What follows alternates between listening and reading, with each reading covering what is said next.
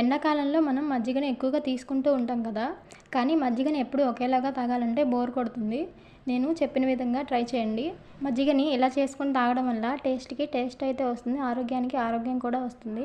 ఈ మజ్జిగని తయారు చేయడం చాలా సింపుల్ అయినా కూడా దీనివల్ల ప్రయోజనాలైతే చాలా ఉన్నాయి.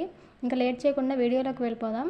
ముందుగా ఒక మిక్సీ జార్ తీసుకొని అందులో నేను 4, 5 రెమ్మలు కరివేపాకు వేస్తున్నాను.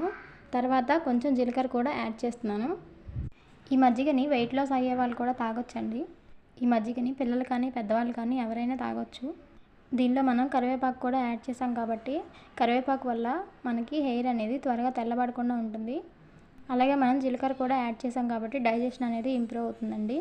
మీరు కావాలంటే పచ్చిమిర్చి కూడా వేయొచ్చు. నేనైతే వేయట్లేదు, పిల్లలు తాగరని. జీలకర్ర, కరివేపాకు యాడ్ చేసుకున్న తర్వాత కొంచెం కల్లుప్పు వేసుకొని, అలాగే కొంచెం పెరుగు కూడా వేసుకొని దీన్ని మిక్సీ చేసుకోవాలి. మిక్సీ అనేది చాలా మెత్తగా చేసుకోండి, ఎందుకంటే కరివేపాకులో రసం అంతా మన మజ్జిగలోకి వచ్చేసేయాలి. చూడండి, ఇలా మెత్తగా మిక్సీ చేసుకున్న తర్వాత కొంచెం వాటర్ అయితే యాడ్ చేసుకోండి. ఇప్పుడు ఒక గ్లాస్ తీసుకొని అందులోకి వడపోసుకుందాం, ఒక జాలి గంటలోకి. చూసారా, మన మజ్జిగ అయితే రెడీ అయిపోయిందండి. ఈ ఎండాకాలంలో తీసుకోవడం వల్ల చాలా ప్రయోజనాలు అయితే ఉన్నాయి. తప్పకుండా మిస్ చేయొద్దు. తప్పకుండా ఈ మజ్జిగని అయితే ప్రతి ఒక్కరు తాగండి.